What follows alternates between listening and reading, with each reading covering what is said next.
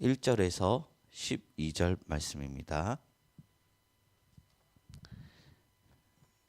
마태복음 5장 1절에서 12절 말씀 찾으신 줄로 알고 합독하시도록 하겠습니다. 예수께서 무리를 보시고 산에 올라가 앉으시니 제자들이 나온지라 입을 열어 가르쳐 이르시되 심령이 가난한 자는 복이 있나니 천국이 그들의 것이며 애통하는 자는 복이 있나니 그들이 위로를 받을 것이며 온유한 자는 복이 있나니 그들이 땅을 기업으로 받을 것이며 의에 줄이고 목마른 자는 복이 있나니 그들이 배부를 것이며 긍휼히 여기는 자는 복이 있나니 그들이 긍휼히 여김을 받을 것이며 마음이 청결한 자는 복이 있나니 그들이 하나님을 볼 것이며 화평하게 하는 자는 복이 있나니 그들이 하나님의 아들이라 일컬음을 받을 것이며 의를 위하여 박해를 받은 자는 복이 있나니 천국이 그들의 것임이라. 나로 말미암아 너희를 욕하고 박해하고 거짓으로 너희를 거슬러 모든 악한 말을 할 때에는 너희에게 복이 있나니 기뻐하고 즐거워하라. 하늘에서 너희의 상이 큼이라. 너희 전에 있던 선지자들도 이같이 박해하였느니라. 아멘. 저희가 오늘 묵상할 팔복의 말씀은 의에 줄이고 목마른 자는 복이 있나니 라는 제목으로 은혜를 받으려고 합니다. 먼저 의를 위해서 우리가 살펴보면 의로움이란 무엇인가 생각해 보아야 합니다. 살펴봐야 되겠습니다. 의라는 것은 종교적인 단어입니다. 그리고 다양한 곳에서 많은 의미로 해석되어 왔습니다. 어쩔 때는 정의와 공의를 상징하기도 했고 옳은 것을 의라고 표현하기도 하고 덕을, 관용을, 자선을 다양하게 이 의로움의 해석이 되는 말인 것입니다. 그렇지만 그 모든 것 위에 우리가 이 의로움이란 단어에서 발견해야 할 첫 번째 의미는 무엇이냐? 하나님의 뜻인 것입니다. 의를 추구한다는 것은 하나님의 뜻을 추구하면서 살아가는 것이지요. 예수님께서 기도를 가르쳐 주시며 마태복음 6장 33절에 말씀하시길 너희는 먼저 그의 나라와 그의 의를 구하라. 그리하면 이 모든 것을 너에게 더하시리라 말씀하셨습니다. 제가 그래서 이 땅에 살면서 하나님의 나라 그 뜻을 쫓아 사는 사람들, 그런 사람들이야말로 의로운 자다 부를 수 있을 것입니다. 그리고 주님은 그들을 복되다 선언하고 있는 것입니다. 인간 내면에는 죄로 인해 각인된 해갈되지 않는 근본적인 배고픔과 목마름이 있습니다. 그런데 이것을 어쩔 때만이 우리가 해결될 수 있느냐? 이 영원한 그리움과 목마름은 어쩔 때 해결될 수 있느냐? 우리가 하나님의 뜻이 무엇인지 고민하면서 쫓아가면서 살아갈 때 해결된다고 말씀하신 것입니다. 그러니 이 팔복의 말씀처럼 복을 받고 배부르고 해갈되는 기쁨을 누리려면 우리가 과연 나는 무엇에 목말라 하는 사람인가? 그것에 대한 질문을 아니해 볼 수 없는 것입니다. 재물이나 권세나 자아 성취에 목말라 하는 사람도 있습니다. 아니면 주님의 뜻에 목말라 하는 사람이 있는 것입니다.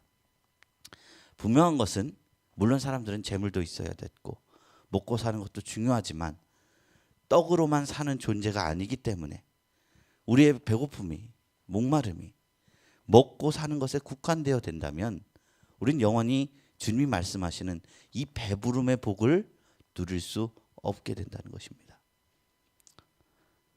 얼핏 부끄러운 이야기일 수도 있지만 저희 가정은 약간의 사례비와 더불어 이제 아내가 하는 액세서리 판매로 이제 살아가고 있습니다. 그러다 보니 사실 집안의 생계를 책임져야 하는 이 가정의 무거움이 저보다는 좀 아내에게 있는 편입니다. 아내는 좀 생활력이 있고 수완이 있는 편이기 때문에 그럭저럭 재물을 얻어 살아가는데 어느 날 저에게 눈물을 흘리는 거예요. 매달 찾아오는 카드값과 생활비의 압박이 힘들었던 거예요. 그런 소리를 들을 때마다 어찌하나 요즘 뭐 목사님들 직장 구하는 거 일반적인 거니까 직장을 구해야겠다 싶었는데 아내는 그때마다 또 그러지 말아달래요.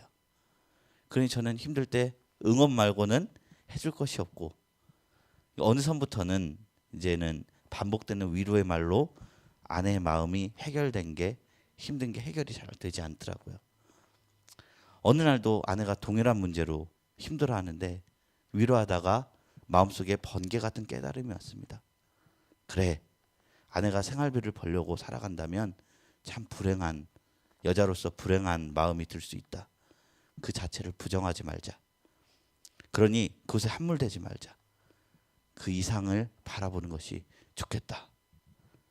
그래서 그대로 얘기했습니다. 여보가 생활비 벌어가면서 살아간다고 생각하면 참 힘든 거 맞아. 그러니 생활비 번다고 생각하지 말아보자. 이 너머를 보자. 여보의 기업을 통해서 우리 가정에 쓸 것을 채우는 것이 아니라 남 때문에 상인들을 먹고 살게 하고 또 사람들을 살리는 기업을 살아보자. 그리고 목회자 가정으로서 받아가는 삶이 아니라 주는 삶이 한번 되어보자. 그렇게 주님 뜻으로 그렇게 세워가면서 살아보자. 이렇게 말해봤는데 다행히도 이 말이 아내 마음에 심긴 것 같습니다. 물론 제가 이것을 좀 욕심으로 말했다면 아내는 그게 남편으로서 할 말이 해도 할 말이 없어요. 근데 그러고 나서는 아내가 비전이 생긴 것 같더라고요. 먹고 마시는 것에 대한 목마름이 줄어들더라고요. 생활비를 바라보면 영원히 목마른데 더 가치 있는 삶을 살겠다라고 생각하고 일을 하니까 그것 때문에 생활비 버는 것 때문에 어렵다는 말을 그때부터 하지 않았습니다.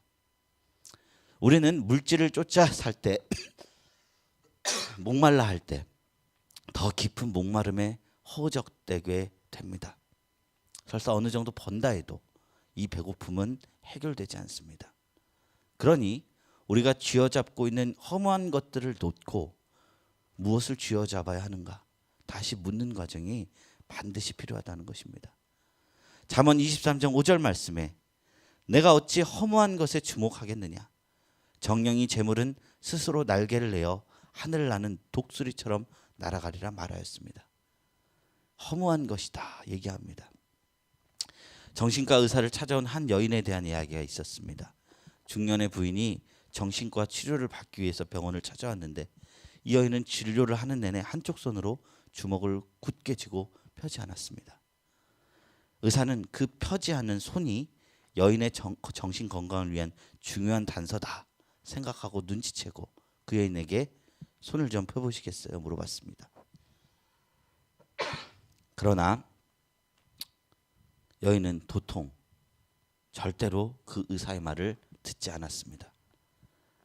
한참을 얘기하고 상담을 하고 비로소 마침내 이 여인이 이 굳게 잡은 이 손을 폈는데 그 안에는 새파랗게 녹슨 10원짜리 동전이 들어 있었습니다. 돈의 가치로 치면 이 10원은 보잘것없는 것입니다. 그러나 얼마나 오래되었던지 녹이 슬어서 새파랗게 되어버린 동전이었습니다. 그것을 놓아버리고 버려버려야 이 정신경향이 해결되고 행복으로 나가는 첫걸음이 될 텐데 이 여인에게는 이 녹슨 10원이 절대적으로 붙잡아야 할 가치처럼 느껴진 것입니다. 그래서 이 여인은 그것을 잃어보거나 빼앗기지 않기 위해서 밤낮으로 불안해하고 긴장하면서 이 녹슨 10원을 쥐고 살았던 것입니다. 이 얼마나 허무한 것입니까? 일찍이 성 어거스틴은 말하길 왜 사람들이 행복하지 못하느냐. 그것은 사람들이 그것들을 행복하게 해주는 진리에 대해서는 희미하게 붙잡는데 그들을 불안하게 해주는 여러 가지 잡다한 일에는 지나친 관심을 갖고 있기 때문이다 말하였습니다. 그러니 오늘 말씀 속에서 예수님께서 우리에게 먼저 묻는 것은 우리가 진정 배고파하고 목말라해야 할 것이 무엇인가 묻는 것입니다. 우리가 배고파야 할 것이 따로 있다. 재물도 아니요 명예도 아니요 의라고 말씀하신 것입니다. 하나님의 의인 것입니다. 의에 줄이고 목마른 자는 복이 있나니 저희가 배부를 것이며 반드시 하나님께서 주시는 영원한 만족, 영원한 평안, 영원한 충족감을 맛보며 살아가게 된다는 것입니다. 그러므로 먹어도 배고프고 마셔도 목마르지만 한 것에 매달리지 않고 의에 줄이고 목마른 사람이 되어라. 이것이 진정한 행복의 길이요, 이것이 하나님께서 거룩하고 아름다운 사람으로서 이 세상을 사는 지혜로운 길이다. 우리에게 팔복을 통해 가르쳐 주시는 것입니다. 느헤미야서 8장 10절에 이르길 하나님을 인하여 기뻐하는 것이 너희의 힘이다 말하였습니다. 그러나 우리가 솔직하게 이야기한다면 눈에 보이는 환경을 제치어 두고 의에 줄이고 목마른 자가 복이 있다고 말하는 말씀에 실감나게 와닿지 않을 것입니다. 남의 이야기처럼 들릴 것입니다. 세상 사람은 말할 것도 없고 성경을 날마다 손에 들고 읽는 우리들까지도 그 말씀이 머릿속으로는 참 진리인 것으로 생각되면서도 가슴에 와닿는 것이, 그리고 생활에서 바쁘다 보면 실행되는 것이 별로 없는 것처럼 느껴지는 것이 사실입니다. 더군다나 예수님이 말씀하시는 이 목마른 배고픔이라는 단어가 원래 어떤 의미를 갖고 있는가 깊이 알게 되면 더 거리감을 느끼게 될 것입니다. 이 배고픔이라는 단어는 배고파서 시장에서 먹을 것이 없나 하고 냉장고의 문을 열어 먹는 것을 찾을 때 쓰는 단어가 아닙니다. 생명을 걸고 두만강을 헤쳐 건너는 탈북자들이 체험할 만한 그런 절대적인 배고픔이라는 것입니다. 무엇을 마셨는데 차 한 잔을 주십시오 하는 그 약간의 목마름도 아닙니다. 이스라엘 백성이 애굽의 노예살이를 벗어나 광야로 들어갔을 때 며칠 동안 여행을 한 후에 르비딤이라는 곳에 도착했는데 그때까지 물 한 방울 마시지 못하고 분명히 오아시스가 있을 것이라고 생각하고 생수가 자기들을 기다리고 있는 줄로 생각하고 타는 갈증을 참고 르비딤에 도착했을 때 아무리 찾아도 마실 물이 없었을 때 이성을 잃어버렸던, 그리고 모세 앞에서 난동을 벌였던 그 장면의 목마름인 것입니다. 너무나 목이 말라 혀가 입천장에 달라붙는 고통을 느끼면서 난동을 부르는 이스라엘 백성들의 목마름이 바로 예수님께서 말씀하시는 목마름이라는 것입니다. 그런데 이 세상 속에 하나님의 뜻이 없음에 줄이고 목마르고 괴로워한 사람들, 이런 사람들이 정말로 있습니까? 이것을 주님을 묻는 것입니다.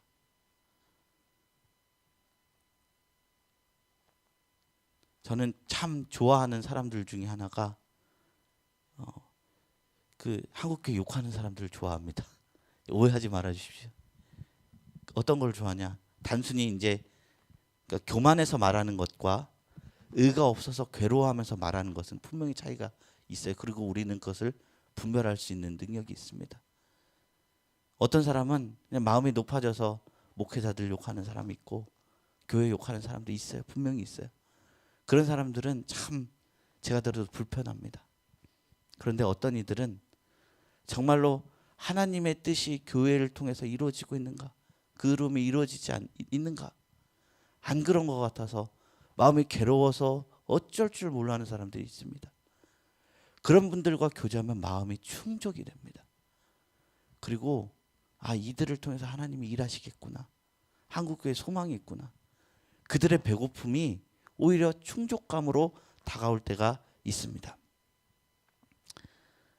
기독교 역사는 의에 줄이고 목마른 자들 덕에 세상을 바꾸고 이 세상이 좀 더 하나님의 나라같이 개혁되고 바뀌어간 역사였습니다.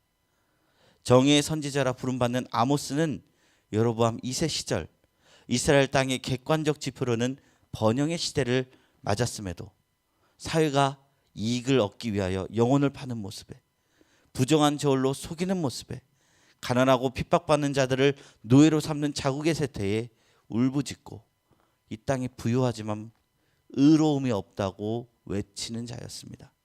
아모스 5장 24절에 너희의 절기와 번제와 소제와 노랫소리를 그치고 오직 정의를 물같이 공의를 마르지 않는 강같이 흐르게 할지어다 외쳤습니다. 종교개혁을 일으켰던 마틴 루터는 로마 교회가 성 베드로 성당의 완공을 위하여 돈이 모자라니까 그 돈을 모으기 위해서 사람들에게 복음을 왜곡하고 면죄부를 팝니다. 딸랑 들어가는 이 상자 위에 헌금을 내면 여러분의 부모와 조상이 구원을 받을 수 있다. 면죄부를 사라. 매매하는 것을 보고 가슴을 치며 슬퍼했습니다. 그리고 오직 의인은 믿음으로 말미암아 살리라 외치며 비텐베르크 교회 정문에 면죄부의 해왔과 오류를 적은 95조의 방백문을 자신이 사제직을 걸고 목숨을 내걸고 제시하였습니다. 왜냐? 그는 의에 줄이고 목이 마른 사람이었기 때문입니다. 하나님의 공의가 무너지는 것을 참을 수 없었기 때문입니다. 그들을 통해서 종교개혁이 일어났습니다. 링컨은 19살 때 뉴올리언즈 거리 구경을 갔다가 노예시장에서 노예를 매매하는 광경을 보게 되었습니다. 한 흑인 여자가 남편과 아이가 헤어져 팔려가면서 울부짖는 소리를 듣고 심한 울분으로 온몸을 부들부들 떨다가 피가 나도록 자기의 손가락을 깨물며 이것은 잘못되었다 외쳤다 합니다. 그 의분이 링컨으로 하여금 노예제도를 폐지하게 만들게 된 것입니다.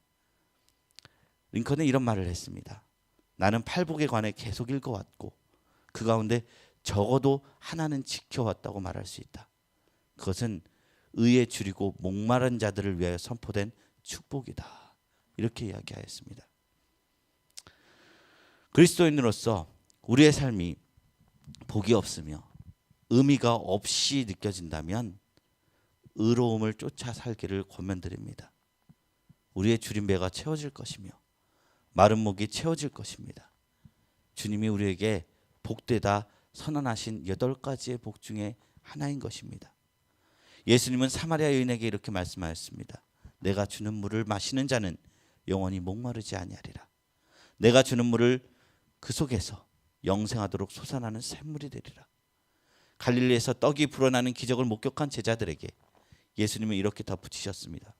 나는 생명의 떡이니 내게 오는 자는 결코 줄이지 아니할 것이요 나를 믿는 자는 영원히 목마르지 아니할 것이라. 명절 초말 끝날 때 예수님께서는 이렇게 말씀하셨습니다. 누구든지 목마르거든 내게로 와서 먹고 마시라. 나를 믿는 자는 성경에 이른 것 같이 그 배에서 생수의 강이 흘러나오리라. 예수님은 우리의 목마름을 채워주십니다. 우리가 해야 할 일은 의에 줄이고 목말라야 하는 일입니다. 우리식 표현으로는 목말라 죽을 정도로 배고파 죽을 정도로 의에 대해서 갈망할 때 그 길에서 예수님을 온전히 소유하며 참 만족을 누리게 될 줄로 믿습니다. 이제 말씀을 맺고자 합니다. 지금까지 우리는 의에 줄이고 목마른 자의 복에 대해서 살펴보았습니다. 줄이고 목이 말랐다는 것은 살아있다는 증거입니다. 죽은 자는 배고프지도 않지요. 우리의 의에 줄이고 목마른 자는 살 수 있습니다. 우리는 비록 의롭지 못할다 하지라도 우리는 의로움을 사모할 수는 있습니다. 고통스럽게 사모함으로써 주님이 채워주시는 영혼의 배부름을 경험하게 되는 성도님들이 되시기를 주님의 이름으로 축복합니다. 이 시간 말씀을 생각하시면서